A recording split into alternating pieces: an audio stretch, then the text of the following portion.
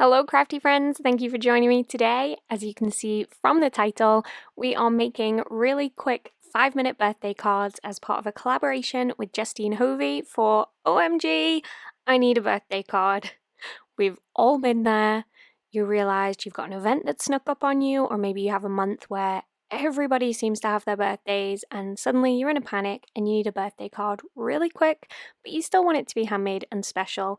And these are some great ideas to help you out in that situation. So let's jump in.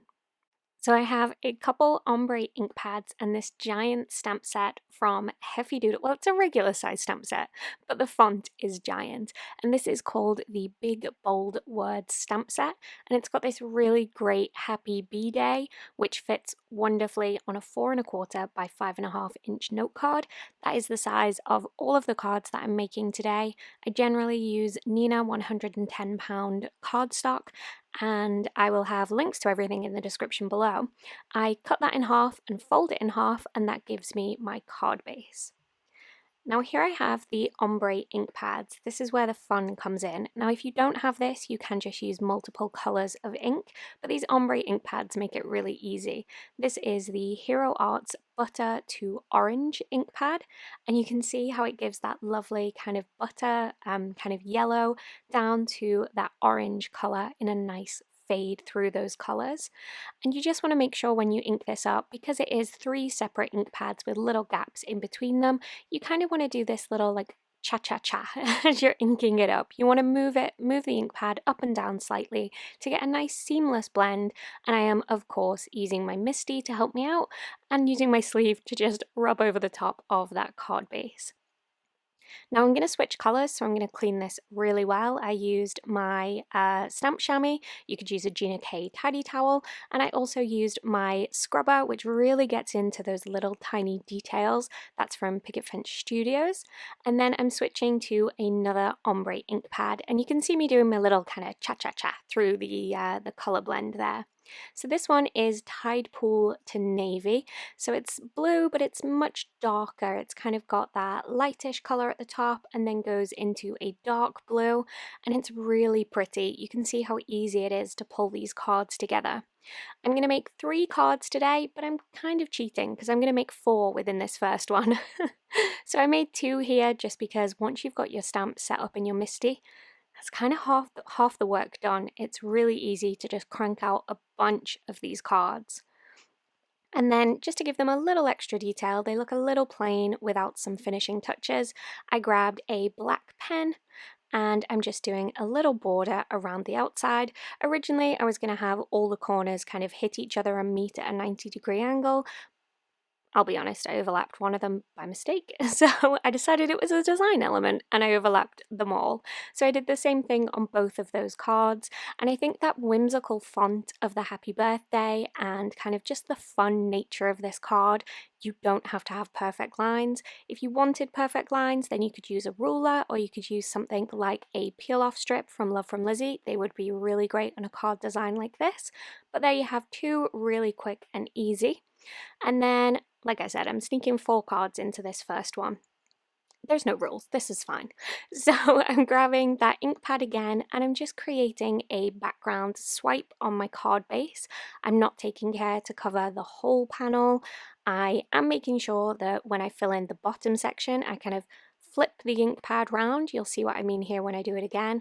So at the moment I've got the yellow butter colour towards the top, going down to the orange, and then I'll turn my ink pad round to make sure that that orange section goes from orange down to yellow again. As I said, if you don't have these ombre ink pads, you could definitely go ahead and use multiple colours and blend them. You could use a blending tool, like a brush or a foam, but this is so quick, and that is the name of the game today. So instead of stamping with a colour, this time I'm stamping the sentiment in black. It is a little difficult to read on that blue. I will go ahead and fix that with a white pen in just a minute, and you'll see that in the still shots. But in, gosh, I think maybe in real time, maybe about 9 minutes, I made 4 of these cards. So this is definitely a great tip to use a large sentiment or a large die cut if you don't have a large sentiment like this. Even if you have large individual letters, you could go ahead and kind of place those out. You would have to do the P and the A twice because they repeat, but even so, you can see how it would be a very quick card. Okay, moving on to the next card. This is actually one of my favorite designs, and it's so simple and so quick. I think in real time, this maybe took 2 minutes. I grabbed a stamp set from the Ton. This one is called Marvelous Perfumes, and it has these beautiful kind of, some of them are kind of vintagey perfume bottles. I've just took a card base and my mini Misty, set 3 of them out in a nice straight line, and then I'm just going to ink those up with, oh, I'll add a sentiment, of course. So I'm going to add a sentiment from the same stamp set. This one is Have a Fabulous Day. So you could use this for a birthday or for most other celebratory occasions, so it's quite versatile. And I'm just inking this up with my favorite black ink. This is VersaFine ONYX Black. I knew that I wasn't going to be doing any colouring on this, so I used my favourite sentiment ink even for the images, just because it gives a really nice crisp black. And because this card is so simple, I wanted to make sure that those black lines were nice and crisp. I think when you do make a simple card like this, having those nice crisp lines and just little extra details can really help make it look special. So I wanted to ground these elements, so I grabbed the lightest grey Copic marker that I have, and this is barely visible, but somehow your eye kind of knows it's there. So it makes it look like these are resting on a shelf or something like that, so they're not just kind of floating in the middle of the card, but it's really kind of faint. So it creates that effect, but without taking away from just the monochromatic look of just the black and the white. I had a little smudge there, so I got rid of it with my sand eraser. Again, just those little things of having those crisp, clean colours really helps a card like this to pop. And then for a final added touch, I grabbed a corner rounder and just rounded those 2 bottom corners, and that card is finished. You could definitely add more detail by colouring in the bottles, but I love the clean and simple look of this one. So now for my third technique, or my third kind of 5-minute card, I'm grabbing some wide masking tape. This is purple tape. And I've got a stencil here. This is the Cube Builder from Altenew. This is a really fun stencil. So I went ahead and laid down the tape, making sure it was perfectly straight by using my grid mat. And now I've just moved on to a piece of scratch paper and I'm taping my stencil down. You can see I've used another piece of the purple tape from Thermoweb and just kind of tore that in half because I knew I didn't need all that much. So I've sped this up a little bit. This was definitely the longest card to create, but still didn't take all that long at all. I'm using some blending brushes from Tailored Expression and 2 of the ink colours. This is 2 of the blue colours. I forget the name of them off the top of my head. I think this one is called Cookie Monster and the other one is maybe called Navy, but I'll have links in the description. And then the great thing about this stencil is you just flip it over. You want to make sure you clean and dry it first, and that doesn't take too long. You can just use your tidy towel and a microfiber cloth to dry it off, and then you just want to flip it over and place it back down. And you can already see how it's going to give this really fun cube effect. So then you want to add another colour. This works really well if you use 2 shades, so a light and a dark blue like I've done here, but you can definitely use different colours for a different effect. And then you just go ahead and blend your ink over the top again.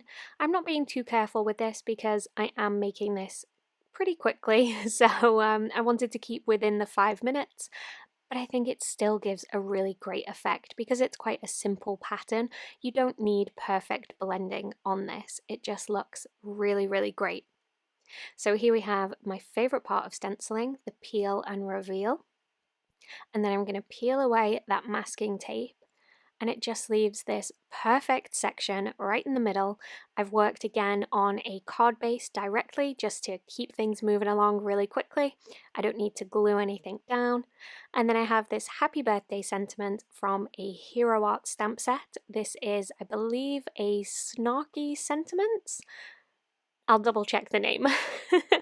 And I'm going ahead and inking that up with the darker blue. I inked it up a couple times and stamped that down. And then we have this beautiful happy birthday on the front of this card. So again, with these cards, if you have a little extra time, you could jazz it up a little more. You could maybe use a glitter medium through the stencils if you had enough time to let this dry, or you could use some peel-off strips along the edges. I mean, that wouldn't take too much extra time, just a couple seconds. But there you have it. There are 3 techniques to make some cards. We actually made a couple more. We made 6 cards in this video. Hopefully you enjoyed and found some inspiration. If you are new here and you've enjoyed the video, do let me know and leave a comment, hit the like button, ring the bell for notifications when I post a new video, and check the description for links where you can follow me on Instagram, Twitter, and Facebook. Thanks so much for joining me today. I hope to see you back here again soon. Bye for now.